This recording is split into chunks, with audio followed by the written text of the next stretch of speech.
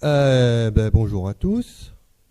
Alors, je ne vais pas vraiment vous présenter mes travaux, hein, parce que sinon, je vais vous perdre. Non, on va essayer de parler d'un sujet qui est extrêmement important et qui n'est pas du tout traité dans les médias, ou très peu. Et c'est vrai que je fais des travaux scientifiques sur l'eau, mais ces travaux-là, je ne vais pas trop en parler aujourd'hui parce que je pense que vous êtes plus venus pour découvrir cet élément qu'est l'eau. Et surtout, la question de la conférence veut bien dire ce qu'elle veut dire, hein, que l'eau boire, c'est-à-dire c'est notre problème. Et là, il n'y a pas trop besoin de théorie pour ça, hein. Mais par contre, sachez bien que tout ce que je dis est effectivement, comme je suis scientifique, j'ai digéré tout un ensemble de données. J'ai accès à des littératures à laquelle vous n'avez pas accès, qui sont les grands journaux de sciences. Et je peux peut-être vous surprendre, mais il paraît à peu près 10 à 20 articles par jour sur l'eau. Donc on a de quoi lire. Et donc tout ça, je vais le ressortir sous une forme qui, j'espère, sera accessible à tous, avec toujours ce fil directeur qui est quelle eau boire. Deuxième chose, comme c'est une conférence qui se veut pratique, j'ai amené donc des appareils. Parce que vous allez voir qu'il y a une partie de l'eau dont on ne parle pas et que la science est en train de découvrir. Et je pense que plutôt que de faire un long discours, c'est mieux de discuter devant des machines et de boire. Simplement, vous goûtez, comme ça au moins vous verrez. C'est-à-dire vous aurez la théorie pendant la première heure, puis vous aurez la pratique pour ceux que ça intéresse. Et puis aussi, je suis venu pour vous, pas pour moi, parce que moi, je connais très bien le sujet et j'espère que vous avez des questions. Et que ce que je vais vous présenter va vous faire poser des questions. C'est pour ça que j'ai prévu aussi au moins 1 heure de questions. Si c'est trop long, on passera directement aux ateliers, peu importe. Mais n'ayez pas de soucis, vous êtes là pour vous exprimer. S'il y a des choses que vous avez vues chez vous, sur Internet, dans la presse, je peux vous répondre. Et donc c'est le moment évidemment de poser la question, parce que vous avez en face de vous un enseignant de l'Université de Strasbourg qui est payé sur vos impôts. Donc profitez-en, c'est gratuit, à part la petite entrée, mais ça c'est pour amortir la salle, parce que l'association Vie et Bien-être, que je voudrais remercier, il faut qu'ils organisent tout ça, donc il y a une petite contribution, mais pour le reste, n'ayez pas peur, tout est parfaitement gratuit. Autre chose, visiblement il y a beaucoup de caméras, hein, donc pour ceux qui voudront revoir cette conférence, ce sera possible sur Internet, donc vous verrez avec les différents gens qui filment. Et aussi, ça vous permettra, si la conférence vous plaît, de la conseiller à d'autres personnes. C'est quelque chose qui pourra être aussi diffusé plus tard. C'est-à-dire que même ceux qui ne sont pas là ce soir pourront peut-être profiter de tout ce que je vais dire. Et je compte sur vous pour faire passer le message. Donc merci d'être venus. Alors, la première chose qu'on va faire, c'est essayer de comprendre un petit peu pourquoi l'eau va être quelque chose d'important pour nous. Donc là, j'ai un petit diagramme que j'aime bien parce qu'il nous montre exactement un petit peu ce que c'est que l'eau qui traverse un organisme. Alors, en abscisse, vous avez la masse des corps en grammes. Donc, c'est pas difficile. Plus la masse est élevée, plus l'être vivant est gros. Et en ordonnée, vous avez le flux d'eau en millilitres par jour. Et donc, vous voyez très bien ce qui se passe. C'est que plus vous êtes avec une composition massique importante, et plus vous avez besoin que l'eau vous traverse. Et j'insiste bien, l'unité qui est en ordonnée, c'est un flux. C'est-à-dire que vous êtes traversé en permanence d'eau. Il faut bien en prendre conscience. Et ce flux, il est d'autant plus important, vous voyez que si vous êtes un vulgaire cafard, vous êtes tout en bas là, arthropode, il n'y a pas beaucoup d'eau qui vous traverse quand vous êtes cafard. Mais si vous commencez à monter un petit peu, amphibiens, reptiles, marsupiaux, oiseaux, mollusques, arthropodes, mais maintenant aquatiques, poissons et les fameux euthériens, on les aime bien les euthériens. C'est qui les euthériens? C'est nous. C'est le nom scientifique pour tous les êtres vivants qui sont des mammifères. On n'a plus le droit de dire mammifères. Pourquoi? Parce que dans mammifères, il y a mamelle et c'est sexiste. Donc, on dit euthérien, c'est plus politiquement correct. Mais bon, il faut savoir que c'est la même chose. Hein. C'est le nom des mammifères. Donc, ça, c'est la première chose que je vous demande de bien assimiler, c'est ce flux d'eau, c'est-à-dire que vous pouvez fermer les yeux et penser que là, même si vous n'avez pas conscience, il y a un flux d'eau en permanence qui vous traverse. D'où le titre de la conférence, quelle eau boire? Parce que ce flux d'eau, évidemment, il y en a une partie que vous n'avez pas conscience, c'est tout l'air que vous respirez, qui est hydraté, qui vous traverse. Il y a tout l'air que vous relâchez, mais il y a aussi, évidemment, toute l'eau que vous allez boire. Si vous buvez de l'eau, ça aussi, ça reste à démontrer. Il y a des gens qui ne boivent pas d'eau. Alors, c'est pour ça que maintenant que vous savez que vous êtes un être hydrique, vous ne devez pas être surpris de ce diapositive qui est bien connu de tous les nutritionnistes. C'est-à-dire que quel doit être votre aliment principal? La base de la pyramide, de l'eau, avant tout. Et puis après, vous pouvez avoir un petit peu de pain, de beurre, de biscuits, de légumes, de viande, de poisson. Et vous voyez que tout en haut, c'est les gâteaux, les biscuits, ça c'est vraiment pour se faire plaisir. Hein. On doit d'abord boire de l'eau. Donc ça c'est l'aliment de base. Et de manière assez surprenante, c'est un aliment de base, mais personne n'en parle. Ou du moins, personne n'en parle de façon sérieuse. Je ne sais pas si vous avez remarqué, mais si vous ouvrez les magazines, on vous parle de la nourriture, de bien se nourrir, de la malbouffe, d'un tas de choses. C'est-à-dire qu'on vous parle de tout ce qui est en haut de la pyramide. On ne vous parle pas de la base. Donc, aujourd'hui, on va parler de la base. Alors, comme toujours, on est un petit peu... On a envie de vivre en bonne santé, je pense, tous. Et donc, je vous ai mis un petit peu ici quelque chose pour mettre les choses au point. Parce que je vais parler d'eau. Mais sachez que l'eau n'est vraiment que quelque chose qui vient en plus de quelque chose qui est très fondamental, qui est l'alimentation. C'est-à-dire que si vous n'avez pas une alimentation qui est correcte, à la limite, peu importe la qualité d'eau que vous buvez. Parce que vous absorbez beaucoup plus de problèmes par l'alimentation que par l'eau. Alors vous le voyez ici, à gauche c'est en 1990, c'est les risques qu'il y avait en société, et puis 20 ans après, 2010, vous voyez que ce n'est plus les mêmes risques. C'est-à-dire que en 1990, le grand problème c'était la malnutrition enfantine.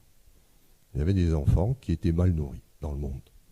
Vous voyez, on a fait des progrès, la malnutrition enfantine, elle a bien régressé.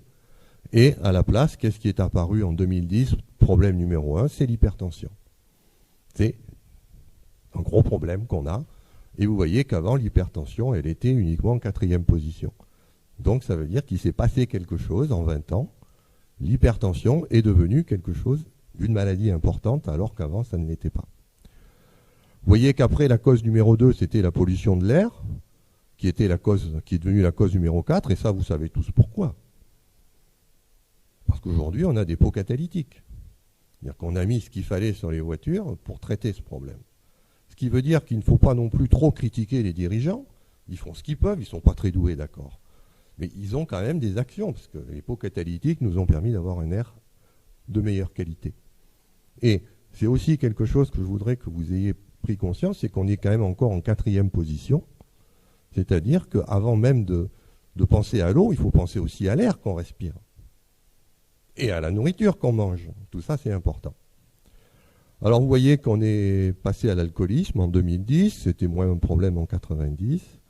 Et puis, bon, régime pauvre en fruits. On mange de moins en moins de fruits. De plus en plus de produits industriels. Mais on voit que l'obésité, l'hyperglycémie, il y a des tas de problèmes qui sont apparus. Il y en a d'autres qui ont disparu. Par exemple, en 1990, les mamans avaient des problèmes de lait. Certaines mères. Maintenant, ça n'arrive plus. Pourquoi ? Parce qu'on a fait tous les laits qu'il fallait. L'industrie sait faire ça. Et donc, on n'a plus ce problème-là. Par contre, il y a un autre problème qui est apparu. C'est qu'en 1990, on faisait pas mal d'exercices. En 2010, on en fait beaucoup moins. Voilà. Une petite photo de Alors après, évidemment, je vous donne rendez-vous en 2030. Nous verrons bien qu'est-ce qui a été fait, qu'est-ce qui a été traité. Donc la question qu'on va se poser, évidemment, vous voyez, l'eau n'est pas là. Hein. Ce n'est pas un vrai problème de santé, finalement. Est-ce que ça peut l'être? C'est ça la question, finalement. Est-ce qu'on doit vraiment se préoccuper de l'eau? Ou finalement, est-ce que c'est quelque chose de mineur par rapport à tous ces problèmes qu'il faut déjà régler? Et après, peut-être qu'on peut commencer à boire de l'eau de bonne qualité. Alors, je dis bien boire de l'eau, je ne dis pas boire des jus de fruits ou des sodas. Hein. Parce que là, on a un petit problème aussi. C'est que vous voyez que la consommation de sucre, on est un petit peu addict au sucre. Et ça, ce sont des données de 2007. Mais vous voyez, j'aime bien aussi mettre les dates, ça a été publié en 2012. Vous voyez le temps qu'il faut aux scientifiques entre le moment de récolter les données 2007 et 2012 pour qu'on puisse en faire quelque chose. Ça, c'est l'échelle de la science, toujours 4-5 ans. Donc ne soyez pas surpris si j'ai des chiffres qui ne sont pas de 2013, c'est que les scientifiques sont obligés de digérer tout ça, ça prend du temps, et on fait comme on peut. Hein. Donc là, vous voyez, c'est des chiffres de 2007. Donc vous connaissez bien le problème, il y a un pays qui est noir, les États-Unis. En France, on est un petit peu orange, il y a des pays écarlates, et ça, c'est un problème qui est lié donc à la consommation de sucre. Alors, le sucre, évidemment, on le prend par les sodas, hein, donc par la boisson, c'est pour ça que j'en parle. Peut-être quelque chose que des gens ne connaissent un petit peu moins, c'est qu'il y a une autre forme de sucre qui a remplacé beaucoup le glucose dans les produits industriels, c'est le fructose. Et on est en train de découvrir, là vous voyez que c'est le même article de 2012, pourquoi les gens sont intéressés à ça, c'est parce qu'il y a un effet, on est en train de comprendre que le fructose c'est aussi toxique que l'éthanol. Pour ceux qui ne savent pas, l'éthanol, ça s'appelle aussi l'alcool. C'est-à-dire qu'il est aussi dangereux de manger du sucre que de boire du cognac. Vaut peut-être mieux le savoir. Et vous avez les problèmes, hein, vous voyez, les problèmes de l'alcool, ils sont à gauche, et les scientifiques ont répertorié les problèmes du fructose. Et là, je dis bien du fructose. C'est-à-dire ce sucre industriel qu'on trouve aussi dans ce qu'on appelle le saccharose, qui est une association de glucose et de fructose. Et le saccharose, vous le connaissez bien, puisque c'est les petits morceaux de sucre que vous achetez dans le commerce. Donc vous voyez qu'il y a un danger à consommer du fructose. À la limite, il vaudrait mieux consommer du glucose. Mais l'industrie a plein de fructose à revendre, et donc ça c'est quelque chose que chaque fois que vous buvez des sodas, vous absorbez ces choses-là. Il faut le savoir. Alors ça c'est tout récent. Regardez la date, si vous la voyez, 14 novembre 2013. C'était il y a 15 jours. Je n'ai pas résisté au plaisir de vous montrer ça. Pourquoi? Parce que je vais parler d'eau. Mais il y a des gens qui ne boivent jamais d'eau. Ils boivent des sodas, des jus de fruits, du Coca-Cola, enfin bref. Et c'est à ces gens-là que je m'adresse. C'est fait pour eux. Vous voyez, il y a un petit rat là, il est sympathique. Il vous regarde. Vous savez ce qu'on fait aux rats quand on est scientifique? On les fait souffrir. C'est ce qu'on a fait ici. On leur a fait boire du soda. Et qu'est-ce qu'on a trouvé? Eh bien, on a trouvé ensuite, on a regardé leur contexte frontal, on a regardé les protéines qui produisaient au niveau. Alors, contexte frontal, c'est ce que vous avez là. C'est la tête qui décide. On a analysé 1373 protéines. Et on a trouvé que 290 étaient modifiées par cette consommation de soda. Et ces 290 sont associés au cancer, à la maladie d'Alzheimer, au Parkinson et à la schizophrénie. C'est-à-dire que chaque fois que vous buvez du soda, chez les rats, mais je vous rassure ou je vous inquiète, entre un rat et un homme, ça va vite fait. Hein. Eh bien, on a noté qu'il y avait plus d'Alzheimer, plus de Parkinson, plus de schizophrénie. Et donc, ne soyez pas surpris si ces maladies montent. Parce qu'on peut évidemment les mettre en relation avec la consommation de soda. Donc, pourquoi je mets ça? Parce que peut-être que maintenant vous allez boire de l'eau après cette conférence. Vous allez comprendre que c'est important de boire de l'eau parce que, évidemment, c'est cette boisson que vous devez choisir plutôt qu'un soda, si vous avez le choix, et si vous souhaitez vivre en bonne santé longtemps. Alors, autre chose que j'aime bien, ça c'est dans toutes mes conférences, c'est mettre les choses sur des chiffres. Ça c'est nous les scientifiques, on aime bien les chiffres. Ici c'est la composition, on vous dit très souvent qu'un être vivant c'est 70% d'eau. Oui, 70% en poids. Ça veut dire quoi? Ça veut dire que si je vous prends et que je vous mets dans un four crématoire, eh bien, vous allez un tas de trucs qui va partir, vous allez sécher, et une fois qu'on aura tout séché, on va récupérer donc que 30% de la masse initiale. Les 70 autres %, c'est de l'eau qui vous constitue. C'est déjà pas mal, hein. 70%, ça veut dire que vous avez beaucoup d'eau. Mais ce n'est pas ce chiffre-là que je voudrais que vous reteniez. Le chiffre que je voudrais que vous reteniez, c'est un chiffre qui est en nombre.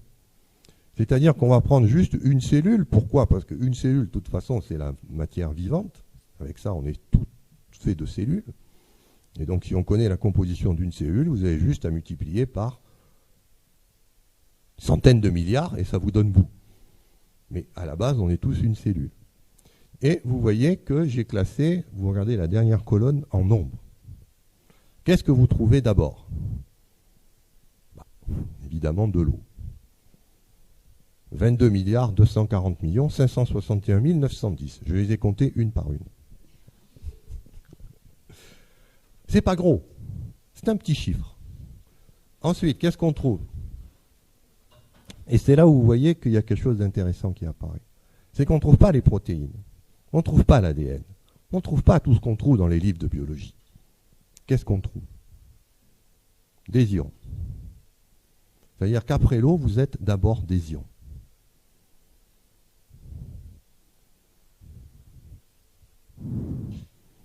Du sel. Vous êtes un mélange de sel et d'eau. C'est incroyable. Et vous vivez. Prenez un peu de sel, mettez-le dans l'eau. Ça ne vous fait pas un être vivant. Mais pourtant, vous êtes ça. Vous êtes effectivement un peu plus que du sel et de l'eau. Mais pour la chimie, vous êtes du sel et de l'eau d'abord. Et donc, vous comprenez que la bonne santé, c'est quoi? Est-ce que c'est mon beefsteak que je vais manger qui va me faire mes protéines? Non. La bonne santé, c'est d'abord comment je gère mon ion et comment je gère mes ions. C'est la première chose. Si je gère bien ça, le reste suivra. Ce n'est pas la peine d'aller traiter un problème organique sur une protéine qui est défectueuse si vous avez un problème au niveau de la gestion de l'eau et des ions. Il vaut mieux d'abord traiter ce que vous êtes en priorité. Ensuite, regardez la troisième ligne. Ce n'est toujours pas les protéines. Ce sont les acides aminés. Quel est leur rôle? Tout le monde s'en fout. Tout le monde dit, bah oui, il y a des acides aminés. Ils ont dit, bah ça va faire des protéines. Vous avez appris ça, que les acides aminés, ça se condense, ça fait des protéines. Mais pas du tout. Ça sert à chélater les ions pour que vous les absorbiez. C'est bête. Ça ne sert pas à faire les protéines. Ça vous sert à prendre les ions et à vous les faire passer dans l'intestin pour que vous puissiez les avoir dans vos cellules. On en revient encore aux ions. Après, vous avez des lipides. À quoi ils servent, les lipides? Ben, toujours pas à vous faire. Ils servent à réguler le flux des eaux, des ions et des acides aminés, parce qu'il y en a qui sont hydrophiles, il y en a qui sont hydrophobes. Pour ceux qui sont hydrophobes, on va faire ce qu'on appelle des micelles. C'est toujours ces problèmes. Comment faire rentrer les ions? Et ensuite, les nucléotides, parce que c'est le même problème. Là, c'est pour le calcium, essentiellement. Et puis, finalement, à 2 144 625, on trouve enfin les protéines, qui arrivent bien, bien loin. Bien, bien loin. Donc, vous comprenez pourquoi la conférence est extrêmement importante, parce que je vais vous parler de ce qui est important des eaux et des ions, de ce qui se passe dans l'eau, en fait. C'est ça qui est important. Alors, voilà le chiffre qu'il faut retenir. C'est qu'il y a 22 240 561 910 molécules d'eau. Il y a en tout 22 437 137 779 autres molécules, toutes confondues, c'est-à-dire l'eau plus tout le reste. Vous faites le rapport et vous trouvez 99%. C'est vous. Regardez-vous dans une glace, vous êtes fait à 99% d'eau. C'est pas important de savoir ce qu'on va boire? Ben si, il va peut-être falloir un petit peu regarder ça de près. Alors, je ne vais pas vous faire un cours de biologie parce que ça ne sert à rien. Tout ce qui est dans les livres de biologie, c'est du peanuts.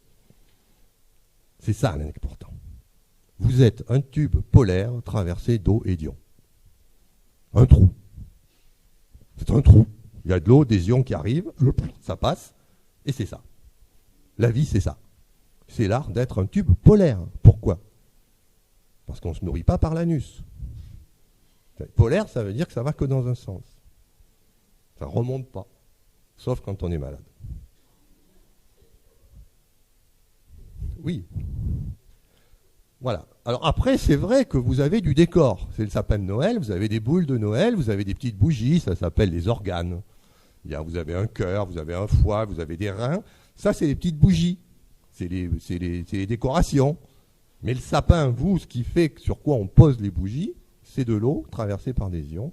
Et évidemment, ces tubes sont faits en protéines. C'est pour ça aussi que je ne veux pas dire non plus que les protéines ne sont pas importantes, mais elles ne font que le tube. Ce qui fait la vie, c'est le mouvement dans ce tube d'eau et d'ions. Voilà, vous voyez, c'est des images qui, j'espère, sont assez simples pour que vous puissiez bien les comprendre et l'intérêt qu'il y a à s'intéresser à l'eau. On va regarder un peu plus les ions, parce que vous avez compris qu'après l'eau, c'est les ions qui sont importants. Alors évidemment, il y a le potassium, le magnésium, le sodium, le chlorure, le bicarbonate, le fer. Prenez le premier, parce que finalement, c'est ce qui est important. Il y en a 66 193 540. Là aussi, j'ai passé 2 mois à les compter un par un. Potassium, ça veut dire quoi? Alors, je ne sais pas si vous avez déjà eu des problèmes. Moi, j'en ai eu un, problème cardiaque. Et à l'époque, j'étais jeune, je ne savais pas.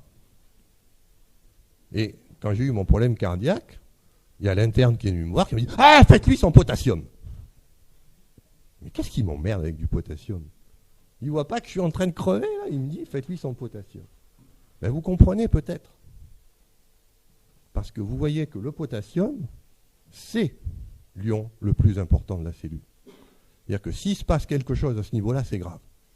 Et donc, tout médecin qui voit devant lui un problème grave fera tout de suite un dosage du potassium pour voir où le gars en est. Parce que si vous avez votre potassium qui commence à foutre le camp, vous en avez pour 10 minutes à vivre. Il vaut mieux le savoir. Donc le potassium, c'est important. Mais après, qu'est-ce qu'on trouve? 9 456 220. Ce n'est pas le sodium, c'est le magnésium. C'est-à-dire que si vous êtes en déficit de magnésium, attendez-vous à avoir des problèmes. Et là, le problème, c'est que le magnésium, vous n'allez pas mourir tout de suite. Vous allez mourir à petit feu, lentement. Il y a vos organes qui vont se déliter parce que vous manquez de magnésium. Donc vous comprenez peut-être qu'à la fin de la conférence, vous précipiterez sur du magnésium. Parce qu'en prenant du magnésium, vous allez résoudre des tas de problèmes. Après, bon, évidemment, on a le sodium, ça c'est ce qui va déclencher la soif. Hein. Quand vous avez soif, c'est en général le sodium qui est là pour faire ça. Et puis les chlorures, parce que, vous voyez, bon, il y en a marre, hein, de tous ces cations, il va bien falloir un peu des anions. Donc il faut bien des chlorures parce que la matière est neutre. Et la dernière chose dont je parlerai, c'est le bicarbonate. Parce que le bicarbonate, c'est quelque chose qui est très important, ça régule le pH du sang. J'en reviendrai, c'est un problème qui est très important. Alors, dernière petite chose, c'est le calcium. Le calcium. Les produits laitiers, les fromages et l'eau calcaire. Vous voyez que c'est un ion qui a finalement très peu d'intérêt. Est-ce que ça vaut le coup de se bourrer de calcium? Alors je vais vous donner juste une petite indication. Comment vous vous suicidez? Voilà, vous en avez marre de la vie. Allez, je veux mourir. Qu'est-ce que vous faites? Alors il y en a qui vont se jeter d'une falaise, il y en a qui vont avaler des barbituriques, il y en a qui vont se pendre, il y en a qui vont faire je ne sais pas quoi. Et maintenant, ça c'est parce que vous êtes plein de cellules. Vous êtes une cellule. Comment voulez-vous tuer? Comment une cellule, ça s'appelle l'apoptose en biologie, c'est-à-dire ce mécanisme par lequel une cellule décide de mourir. Eh bien, elle ouvre les vannes. De quoi? De calcium. Le calcium, c'est l'agent qui tue. C'est l'agent de l'apoptose. Donc c'est peut-être quelque chose qu'il faut prendre en toute petite quantité. Parce que partout où une cellule veut mourir, qu'est-ce qu'elle fait? Elle ouvre ses vannes et elle dit calcium rentre. Et la mort est assurée dans les secondes qui suivent la rentrée du calcium. C'est facile à comprendre pour ceux qui ont un petit peu de connaissances biologiques. C'est qu'à l'intérieur d'une cellule, vous avez l'ADN, vous avez tous ces nucléotides qui sont des phosphates. Et qu'est-ce que le calcium adore? Les phosphates. Si vous voulez savoir ce que donne la copulation entre un atome de calcium et une molécule de phosphate, touchez-vous les dents, touchez un os et vous comprendrez. Quand du calcium rentre dans une cellule, ça fait de l'apatite. Comment voulez-vous que la cellule fonctionne après ça? Et donc, le calcium, c'est vraiment quelque chose qui ne vous pas trop titiller.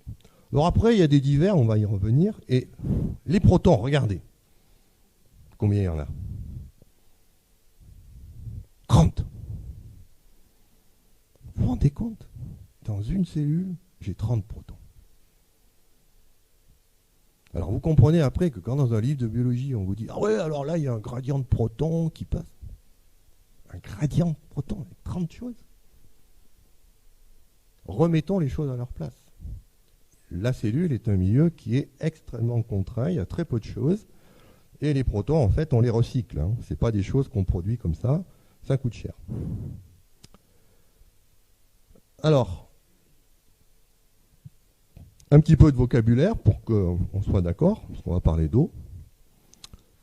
On a essentiellement 4 grands types d'eau: l'eau du robinet, l'eau filtrée, l'eau de source et l'eau minérale naturelle.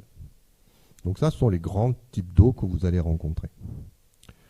L'eau du robinet, bon, on va beaucoup en parler dans la fin de la conférence.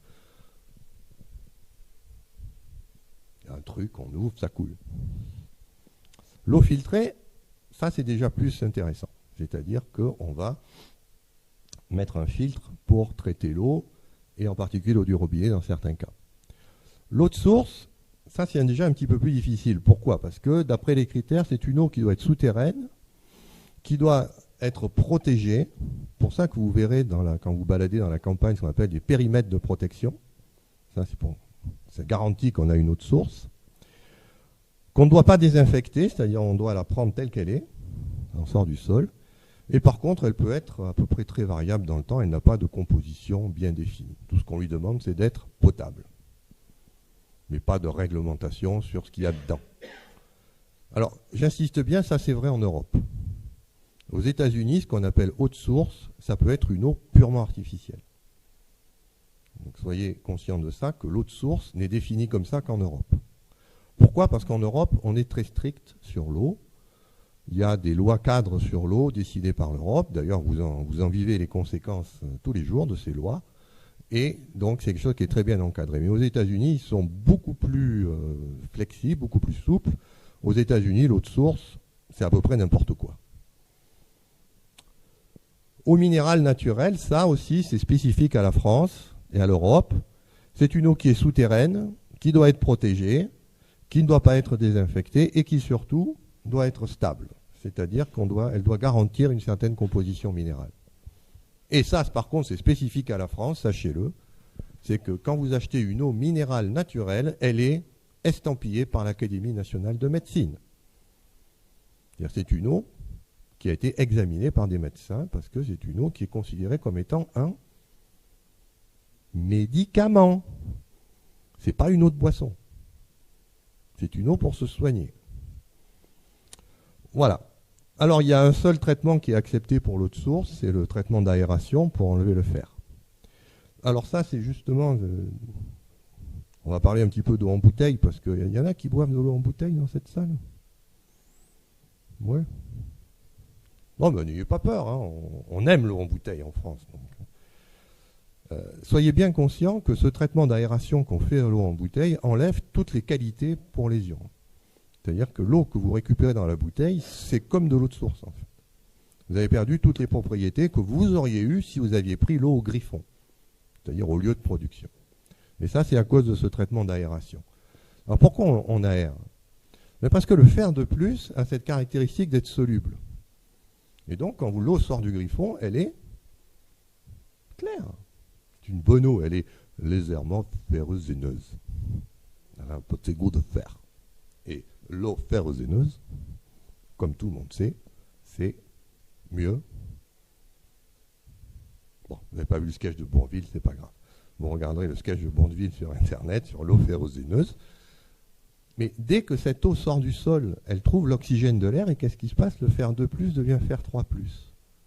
Et là, patatras, catastrophe. Le fer 3+, il est rouge et il est insoluble. Et donc, dans votre eau, ça précipite. Et donc, si on ne traitait pas cette eau qu'on va mettre en bouteille en l'aérant pour obliger le fer de précipiter, quand vous achèteriez votre bouteille au supermarché, vous auriez bien sûr la partie claire, mais vous auriez ça en pas de bout rouge. Vous achèteriez ça, vous? Ben non.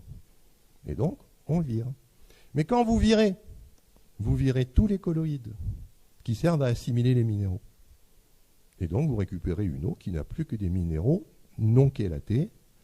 Et là, vous allez faire travailler votre rein, vous allez faire travailler votre estomac pour faire produire tout ce qu'il faut, mais vous n'allez pas avoir les bénéfices. Donc, c'est pour ça que l'eau en bouteille, on va voir que ce n'est pas une solution que je recommande beaucoup. Alors, là aussi, des petits chiffres. 1994, marché de l'eau en bouteille, Nestlé 39%, Danone 33%, autres 29%. Il y a quelque chose qui s'est passé d'important en 2004, c'est l'arrivée sur le marché d'un troisième concurrent qui s'appelle Castel Neptune, qui a pris, vous voyez, quasiment un quart du marché de l'eau en bouteille. Alors, une petite vidéo pour tous ceux qui achètent de l'eau en bouteille, que j'aime bien. Si elle veut bien démarrer, voilà. Donc, on vous dit que c'est 30 milliards de bouteilles par an en 2005 aux États-Unis et qu'on ne recycle que 12% de ces bouteilles. Parce que je vous rappelle que pour vendre l'eau en bouteille, il faut une bouteille. Voilà. Ça, c'est le taux de recyclage des bouteilles d'eau. Mais évidemment, ce n'est que 12%. Le reste, voilà ce que ça donne.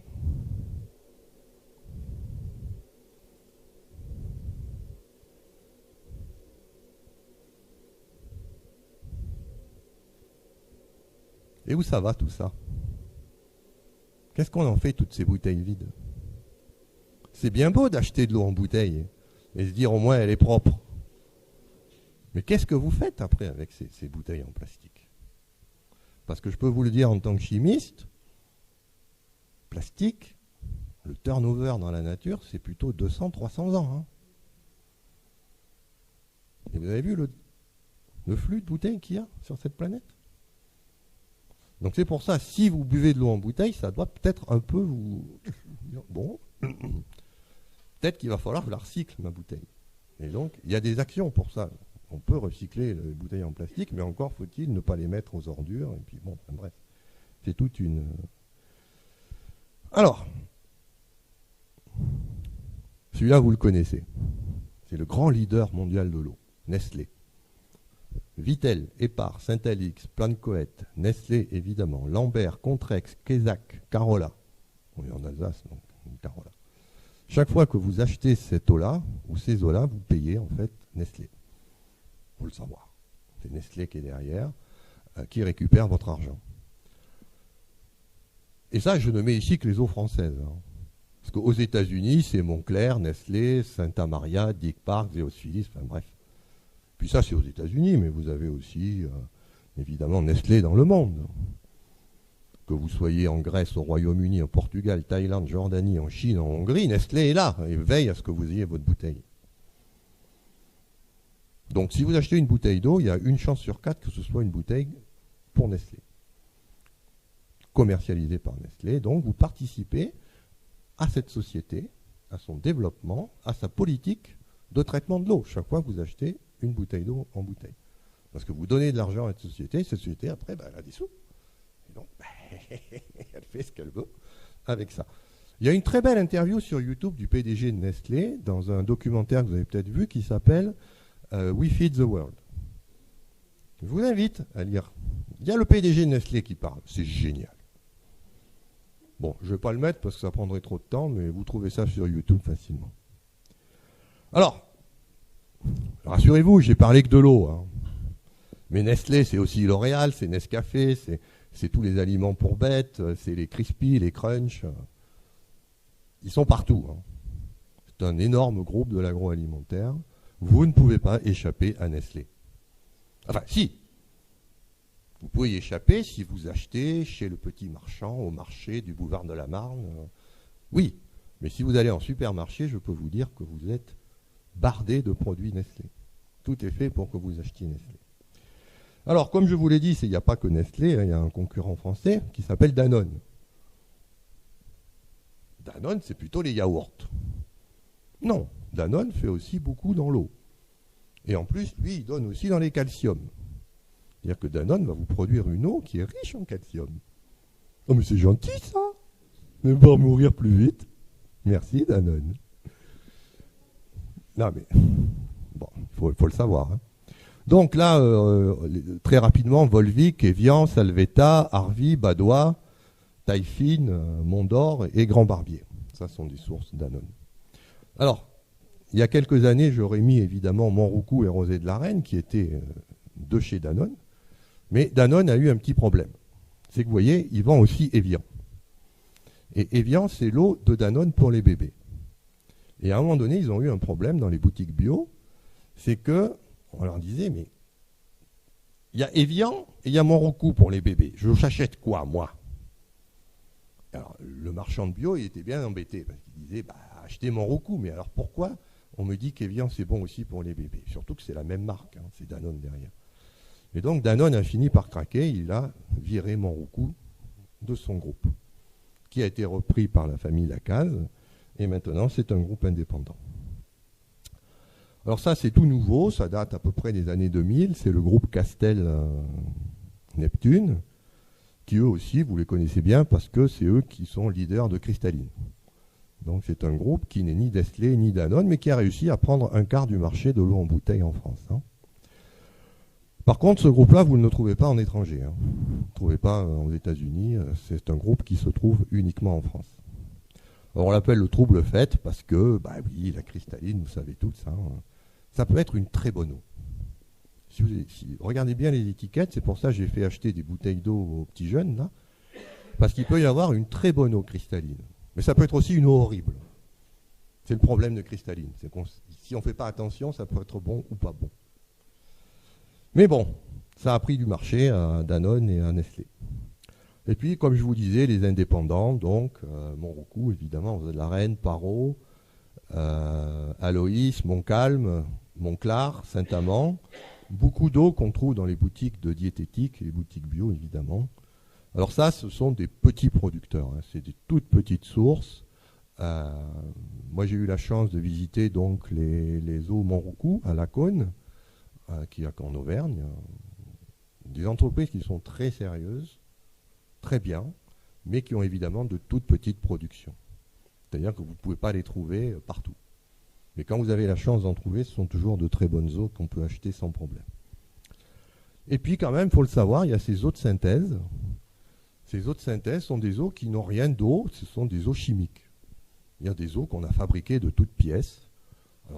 Dasani, Nestlé, Aquarelle, Taille-Fine, Active, Flavour Splash, Aquafina. Ça, ce sont des eaux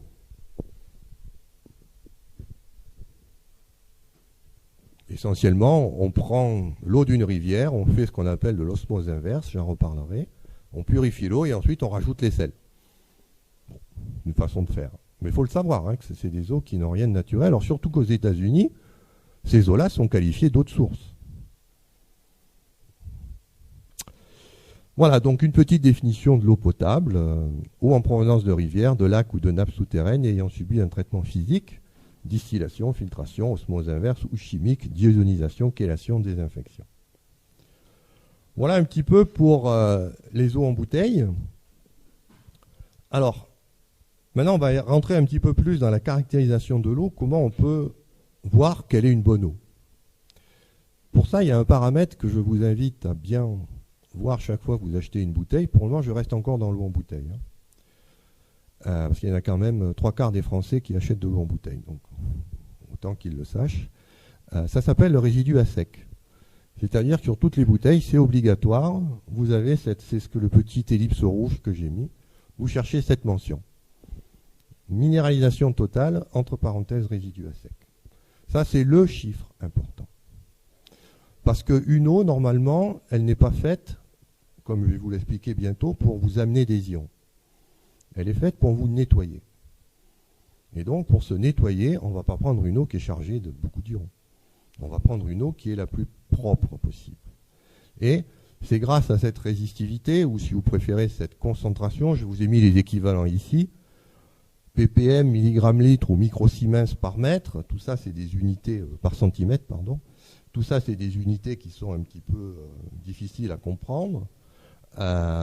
Mais bon, ce qu'il faut savoir, c'est que on peut comme ça savoir si l'eau contient beaucoup de minéraux ou pas. Grosso modo, vous voyez, ça c'est l'étiquette de Monroucou. Mais il y a d'autres bouteilles, on pourra les analyser tout à l'heure si vous voulez ensemble pour qu'on voit un petit peu. Vous voyez qu'au Monroucou, on est à 25. Et s'il y a un chiffre que je voudrais que vous reteniez, c'est 100. C'est-à-dire que pour moi, une bonne eau est bonne jusqu'à 100 mg litre de résidu à sec. Jusque-là, c'est une eau qui vous nettoie. C'est une eau que vous pouvez boire tout le temps sans restriction. Ce n'est pas une eau de médicament, ce n'est pas une eau minérale au sens de l'Académie de médecine. Et donc c'est facile parce que maintenant, vous savez, moi la première fois qu'avant, j'étais comme vous, je ne savais pas ce que c'était l'eau.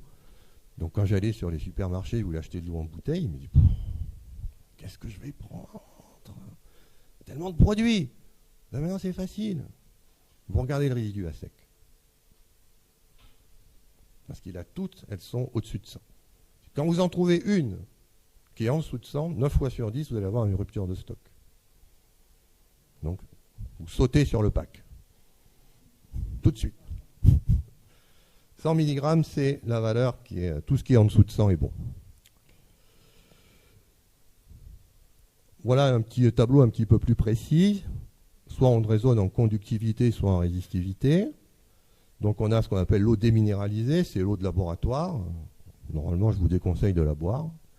Ensuite, donc on a l'eau pure, c'est jusqu'à 20 microsiemens par centimètre. Après l'eau douce, l'eau dure, l'eau minérale et l'eau de mer, vous voyez que la résistivité s'effondre ou que la conductivité augmente. Ça veut dire qu'il y a de plus en plus de choses dissoutes dans l'eau. Et plus il y a de choses dissoutes dans l'eau, moins c'est une eau qui peut vous nettoyer. Parce qu'elle est encombrée de tous ces minéraux et que l'eau elle est occupée à s'occuper des minéraux et ne s'occupe pas de toutes vos toxines qu'il faut éliminer. Parce que si on boit de l'eau, je vous rappelle, c'est pour éliminer ces toxines qu'on produit en permanence. Et donc, mieux vaut boire une eau qui est peu minéralisée.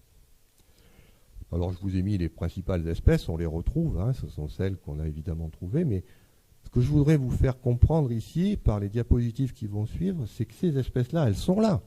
Pourquoi? Parce que c'est d'une eau qui vient de la nature. Mais vous n'allez pas les assimiler.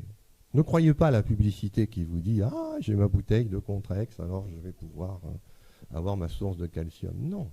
Je vais vous expliquer pourquoi vous ne pouvez pas les assimiler. La raison, elle est là.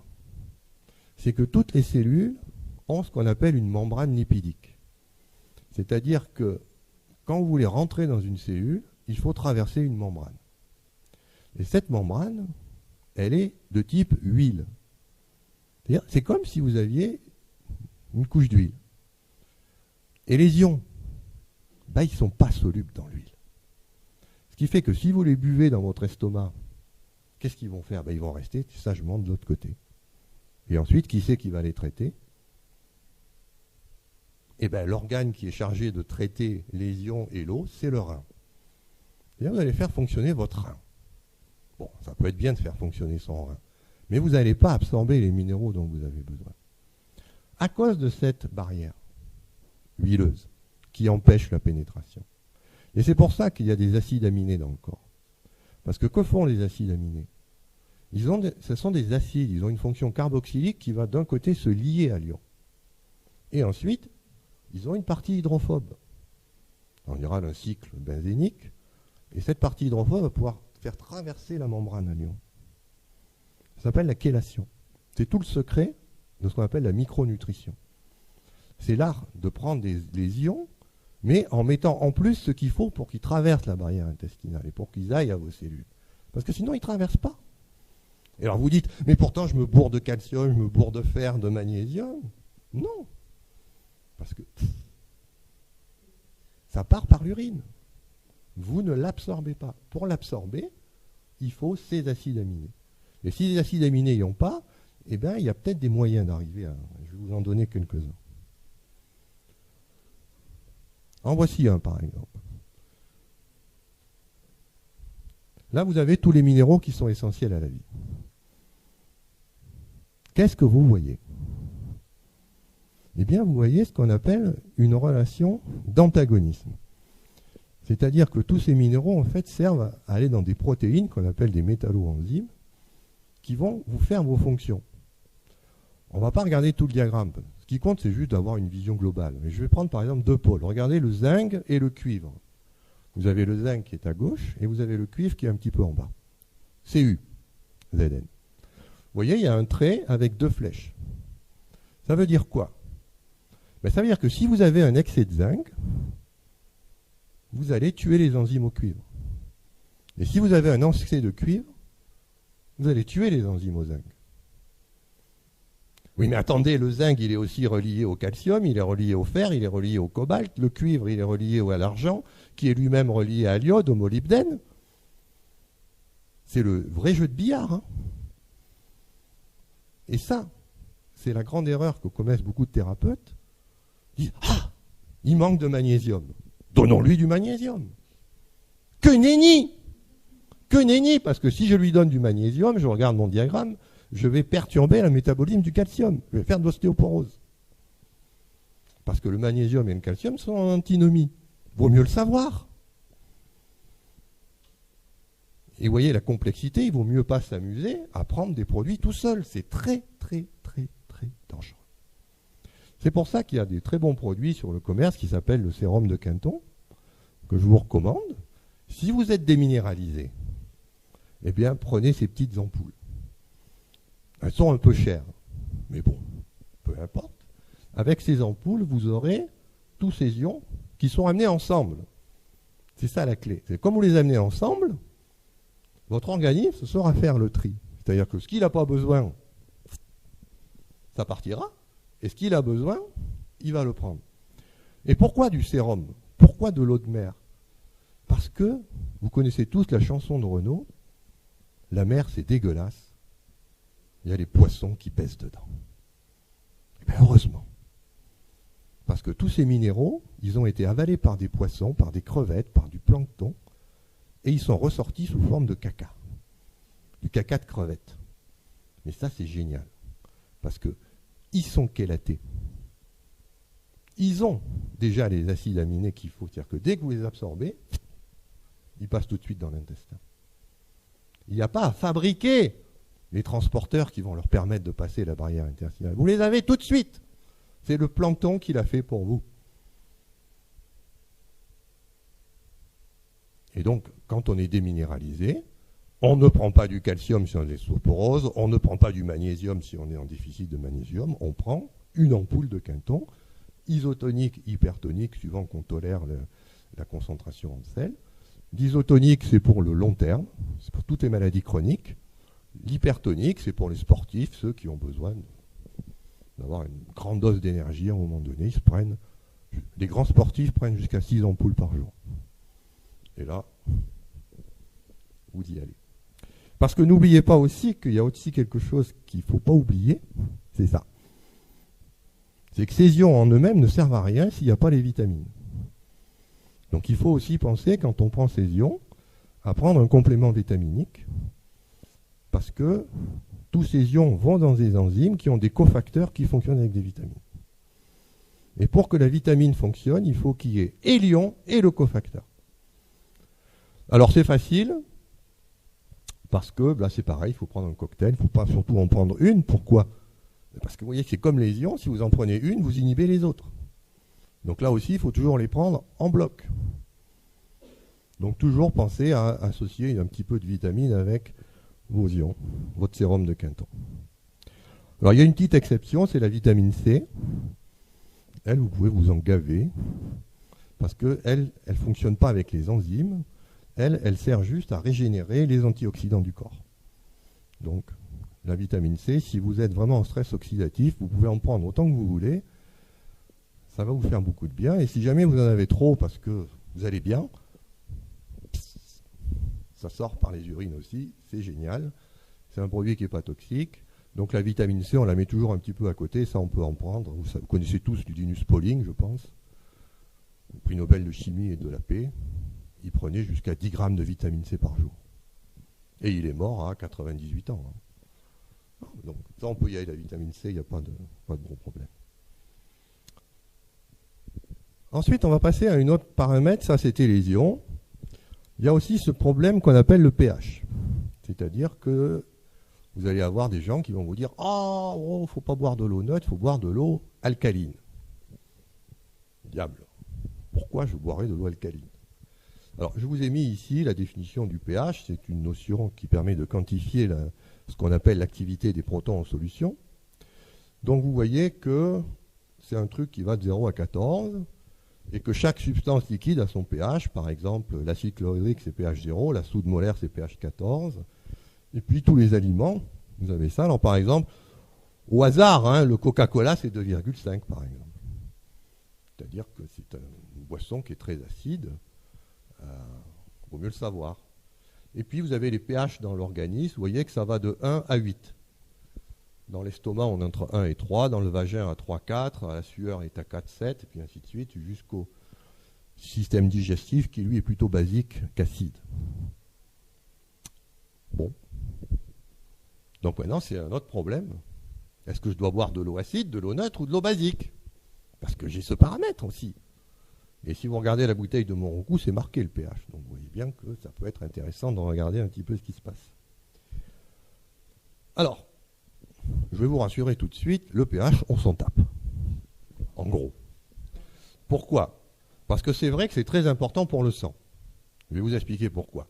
Vous voyez ici, c'est la formule qui donne le pH du sang. Et pas besoin d'être très fort pour comprendre que ce qui est important, c'est le CO2 et les carbonates. Ça, il faut faire attention. Mais le CO2, vous le trouvez où? Non, pas dans les eaux gazeuses. Parce que ce CO2-là, ça vous fait rôter, c'est tout.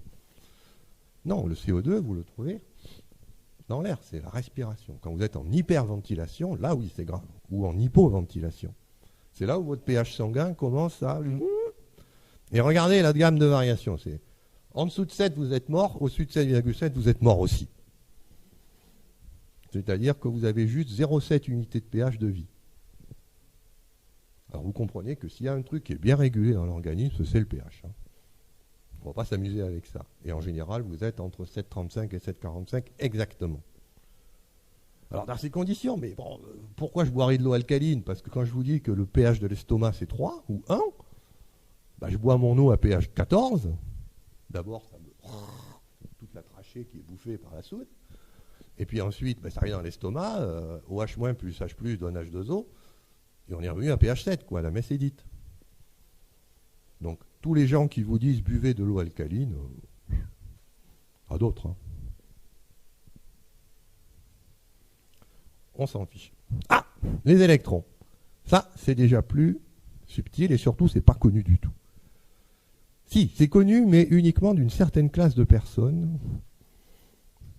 Il y en a peut-être dans la salle d'ailleurs. Ça s'appelle les aquariophiles.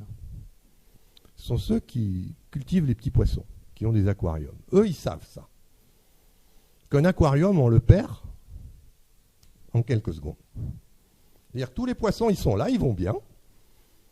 On va faire sa petite tambouille. On revient, ils sont tous crevés. Parce qu'un poisson, ça, c'est sensible au redox, aux électrons qui sont dans l'eau.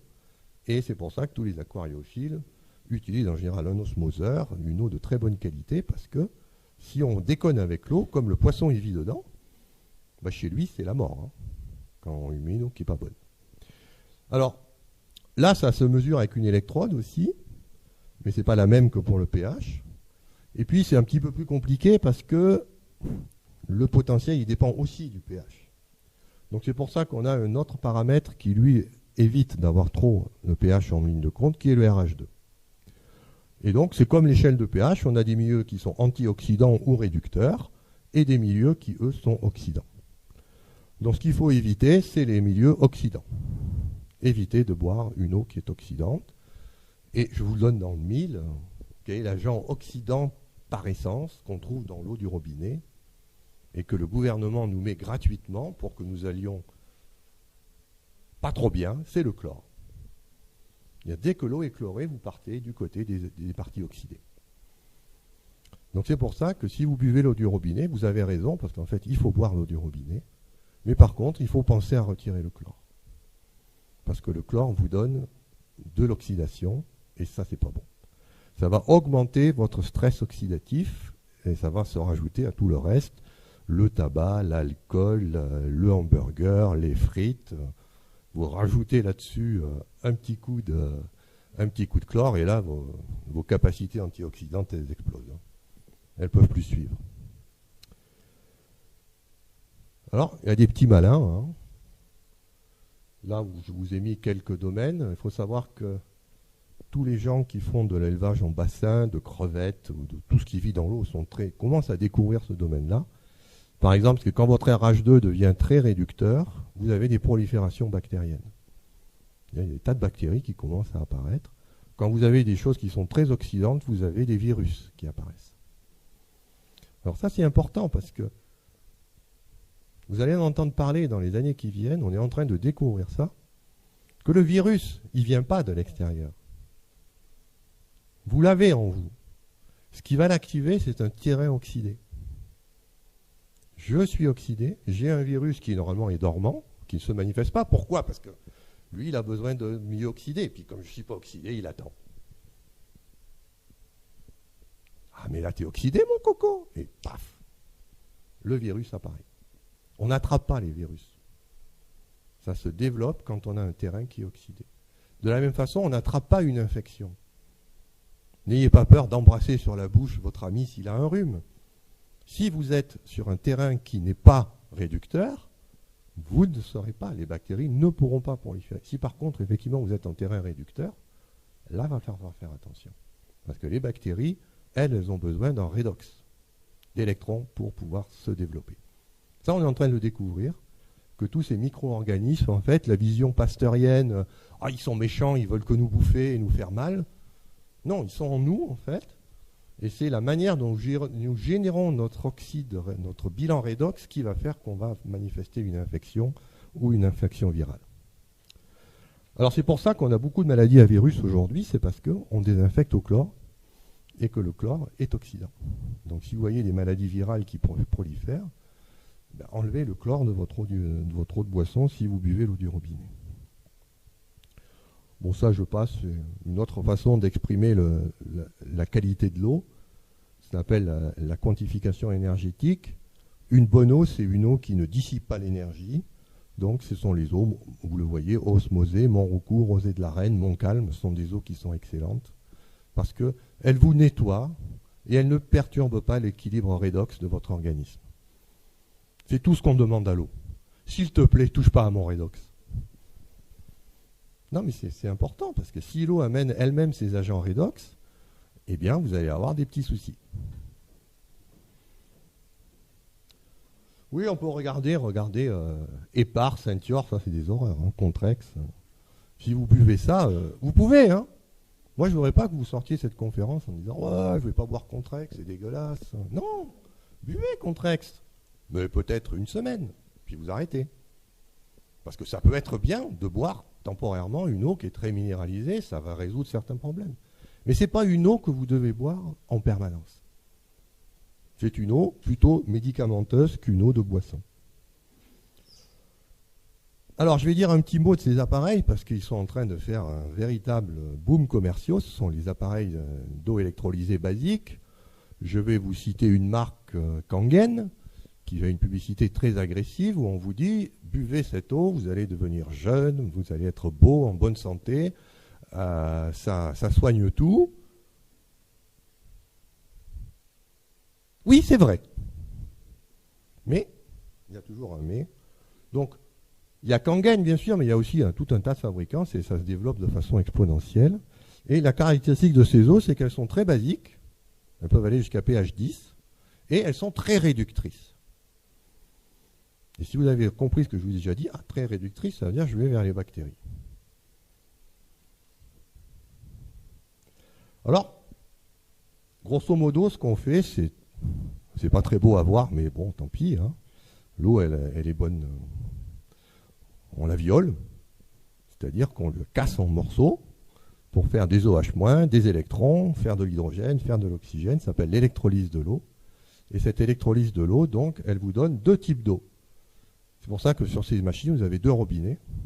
Le robinet oxydant et le robinet réducteur. On boit l'eau réductrice et l'eau oxydante, par contre, elle est géniale. Si vous avez un problème de peau, si vous avez une infection, en externe, c'est un excellent antiseptique. Évidemment, vous allez avoir un pH qui est acide à 4, il n'y a rien qui résiste, et en plus, avec un milieu oxydant, je peux vous dire que les bactéries, elles n'aiment pas du tout les milieux oxydants. Elles aiment les milieux réducteurs. Par contre, l'eau réductrice, on va la boire. Alors, vous avez deux robinets, et vous pouvez régler. Bon. Après, il y a des appareils qui coûtent 600 €, il y en a qui coûtent 3000 €. Ça vaut le coup d'acheter ça ou pas? On va répondre. Donc, tout d'abord, la publicité. Que font ces eaux quand on les boit? Eh bien, premier test, vous prenez un clou. Vous mettez le clou dans l'eau électrolysée basique. Et puis, vous mettez le même clou dans l'eau du robinet. Et puis, vous revenez quelques heures après. Qu'est-ce que vous voyez? L'eau du robinet, c'est dégueulasse. C'est-à-dire que le clou, il s'est corrodé. Par contre, le clou qui est resté dans l'eau électrolysée basique, nickel. Vous voyez, si je bois cette eau, c'est génial. Je vais rester nickel comme le clou. Ah bon, on est des clous? Ben oui, c'est ça. On est en train de vous dire, vous êtes un clou. Mais non, on est un peu plus qu'un clou quand même. Mais c'est vrai que ça empêche le clou de rouiller. Ça, c'est vrai. Après, vous avez le PDG, là, il est à gauche, il a 67 ans. Et à droite, vous avez son représentant commercial aux États-Unis. Ils ont le même âge. Oh là là, qu'est-ce qu'il est jeune. Ben oui, il boit depuis 20 ans cette fameuse eau, qui est une nouvelle eau de jouvence. Et puis pourquoi? Parce que vous avez le petit dessin qui va vous convaincre. C'est qu'il y a une grande publicité en ce moment dans la presse médicale contre les oxydants, les radicaux. Le stress oxydatif. On est en train de traquer les radicaux. Et pour traquer un radical, il faut un antioxydant. Or, il se trouve que cette eau est extrêmement antioxydante. Et donc, quand vous la buvez, vous n'avez plus ces attaques radicalaires. Et donc, comme ces attaques radicalaires sont censées vous faire vieillir, on ne vieillit plus. Voire même, on rajeunit. C'est pas beau. Ouais, un petit peu idéal. Hein. Mais ça marche, il y a des tas de gens qui achètent. Hein. Il y a aussi un autre argument dans ces types d'eau qu'on va un petit peu démolir, c'est l'argument de l'hydratation, parce qu'on a tous remarqué que quand on vieillit, on se déshydrate, c'est-à-dire que la peau devient rêche. Elle perd sa souplesse de peau de bébé qu'on avait. Et ça, c'est parce qu'on perd de l'eau. Donc, que vont dire les arguments de ceux qui vendent ces machines? C'est pas grave, on vous fait des tout petits clusters, ça s'appelle de l'eau hexagonale. C'est vrai que l'eau fait des clusters. Je suis bien placé puisque je les étudie en laboratoire. Mais le problème, c'est que ces clusters, on va vous dire, comme ils sont tout petits, ils peuvent passer à travers la membrane.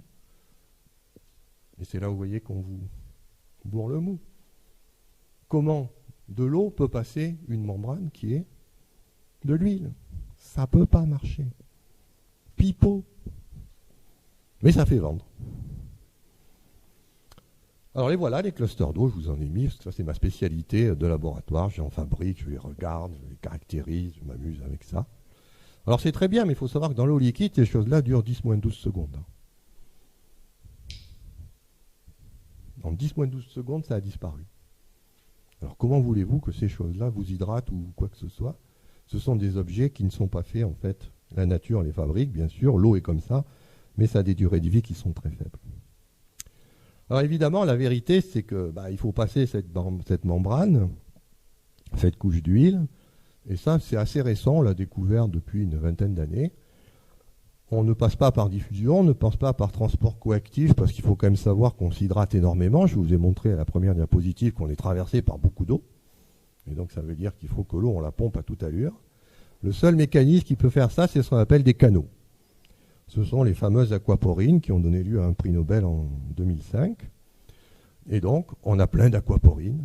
Il y a des petits trous dans la membrane par lesquels l'eau passe. Des trous dédiés à l'eau. Et pourquoi c'est intéressant? Bon, je ne veux pas vous passer toute la liste d'aquaporines, on est en train d'en découvrir encore des tas. C'est intéressant parce qu'elles ont toutes la même structure. C'est une structure en double entonnoir. Un entonnoir qui est évidé vers le haut, puis ça se resserre, et un entonnoir qui s'évite vers le bas. C'est-à-dire que l'eau peut passer des deux côtés, soit du milieu extracellulaire au milieu intracellulaire, soit du milieu intracellulaire au milieu extracellulaire. Et vous avez au centre de la protéine un petit coude comme ça. Ça fait un coude. C'est-à-dire que la molécule d'eau, elle est obligée de faire ça. Et comme elle est obligée de faire ça, elle ne peut passer qu'une par une. C'est-à-dire que les molécules passent une par une. Et donc, si vous avez des clusters en haut, on s'en tape. Le cluster, il ne passe pas. Il faut qu'il se débobine pour que ce soit la molécule qui passe. Donc toute cette théorie des clusters, si vous l'entendez parler, vous dites, oui, allez, va te coucher. À d'autres. Non, mais c'est ça qui est bien, ici un petit peu de comprendre les choses. Alors par contre, d'où vient leur potentiel redox? Parce que ces eaux sont extrêmement réductrices. Et ça, c'est un petit scoop que je vais vous donner, puisque c'est une étude que j'ai faite avec qui va être publiée là, cette semaine dans un journal. Ce sont en fait des nanoparticules de platine. C'est que quand vous électrolysez l'eau, il vous faut mettre des électrodes en titane recouvertes de platine. Et qu'est-ce qui devient le platine? Quand on fait passer un courant, eh bien l'électrode se corrode. Et elle vous balance des nanoparticules de platine. Et donc, ces nanoparticules de platine donnent des potentiels redox extrêmement bas, c'est-à-dire que ce sont elles les antioxydants. Ah oui, mais les nanoparticules de platine, on les trouve où aussi? Ce sont les mêmes que vous trouvez, que vous respirez dans l'air, dans les pots catalytiques. Voilà. Vaut mieux le savoir, quand on boit une eau électrolysée basique, on se bourre de platine. Bon. Alors, ça ne veut pas dire que ce n'est pas intéressant, parce que si vous aimez la vitamine C, si vous aimez les grands antioxydants, les nanoparticules de platine, c'est encore mieux. C'est beaucoup plus antioxydant. Ça bouffe tout. Il n'y a rien qui résiste. Tout ce qui est radicalaire est bla, bla, bla, bla. Il n'y a rien qui échappe. Aucun radical ne peut échapper à une nanoparticule de platine. C'est pour ça que ces eaux sont terriblement efficaces si vous êtes en stress oxydatif massif.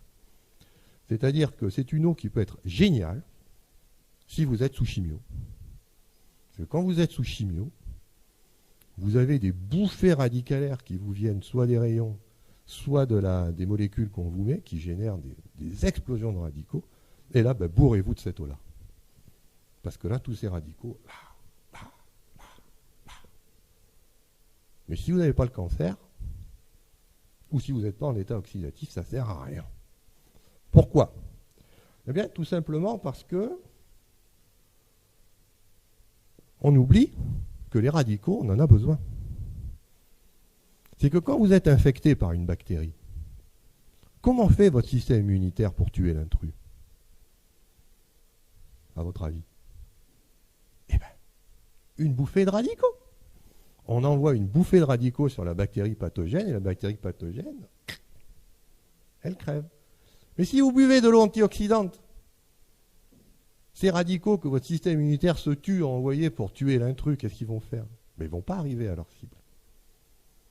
Et là, vous avez votre infection qui va devenir sévère. D'autant plus que comme vous buvez une eau qui est réductrice, vous savez que les milieux réducteurs favorisent la prolifération bactérienne. C'est vraiment pas une bonne idée. Donc c'est pour ça que c'est des eaux que j'aime bien, mais uniquement sous contrôle médical, s'il vous plaît. faites-vous suivre par un médecin. Si vous, effectivement, vous voyez que vous êtes en stress oxydatif avancé, il y a des personnes qui sont en stress oxydatif grave, oui, allez-y. Mais si vous êtes en bonne santé, que simplement vous ne voulez pas vieillir, ce n'est pas une bonne idée. Parce que vous allez vers une maladie auto-immune. Donc ça, on va expliquer ça, on a essayé d'expliquer ça à l'Académie nationale de médecine. L'Académie nationale de médecine va essayer de faire un rapport, vous allez en entendre parler dans la presse de ça. Mais bon, la réunion à l'Académie est prévue en avril 2014. Pour ça, je vous dis, c'est un peu un scoop que je vous donne là. Vous le savez avant tout le monde. Alors, c'est génial, hein. Vous avez tous les effets anti-neurodégénératifs. L'anti-athérosclérose, ça vous guérit vos artères, ça vous guérit le diabète, ça vous guérit le cancer, ça vous guérit, ça rallonge la durée de vie des nématodes. C'est génial. Dès que vous avez un stress oxydatif que votre organisme ne sait plus gérer, mais prenez cette eau-là, elle va vous sauver la vie. Mais dès que vous avez résolu le problème, stop. On reprend une eau normale. C'est un médicament. Ce n'est pas une eau de boisson.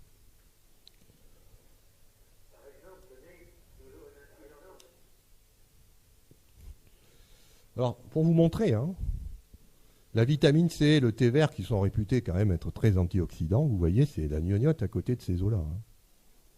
Vous pouvez être à moins 600 millivolts. Là, la vitamine C, elle plafonne à moins 150 péniblement. Hein. Alors, on en vient à l'eau du robinet. Pourquoi les Français ne boivent-ils pas de l'eau du robinet? La plus grosse majorité, c'est parce que ça a mauvais goût. Et ce mauvais goût, il vient d'une molécule qui est le chlore. Alors ça tombe bien parce que je vous ai dit qu'il fallait le retirer. Donc vous allez devoir retirer le chlore, vous ne pouvez pas faire autrement. Ensuite, parce qu'on a peur des produits toxiques. Il y a plein de choses dedans. Et je veux boire une eau propre. Bon. Par crainte des maladies ou des risques sanitaires, par choix d'une eau minérale, parce qu'on préfère le goût de l'eau minérale en bouteille. C'est vrai, les eaux minérales peuvent avoir un goût, l'eau du robinet a un sale goût. En raison de sa couleur ou de son manque de limpidité, c'est vrai que des fois, on ouvre le robinet, on laisse couler, quoi. Parce que sinon, on est mal. Hein. Et puis pour une autre raison. Alors, on est à peu près 36% de refusniques. Alors les refusniques, donc, ce sont les gens qui refusent de boire l'eau du robinet. Alors il y a plusieurs raisons. Vous voyez par exemple la publicité cristalline. On vous met une cuve de toilette et on vous dit « je ne bois pas cette eau ». Parce que c'est vrai, il y a des pays où on manque d'eau et qu'est-ce qu'on fait?